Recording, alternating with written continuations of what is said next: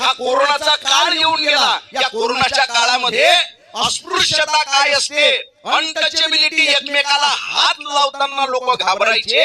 ही आताची परिस्थिती 2-3 वर्ष सहन करू शकले नाही लोक. ही परिस्थिती आम्ही पिढ्यानपिढ्या सहन करतो आहे. पहिली कोरोनाची लस आली तरी कोरोना आला, दुसरी कोरोनाची लस आली तरी कोरोना आला, मग बूस्टर डोस आला तरी काही कोरोना गेला नाही. पण अस्पृश्यता नष्ट करण्यासाठी 14 एप्रिलला एकच लस या जगात जन्माला आली. त्या लसीचं नाव आहे भीमराव रामजी आंबेडकर.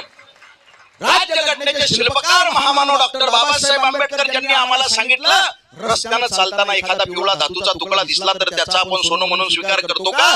कधीच करत नाही. त्याला आपण अग्नीच्या स्वाधीन करतो. जे वितळून जाईल ते फेकून देतो, जे उजळून निघेल त्याचं सोनं म्हणून स्वीकार करतो.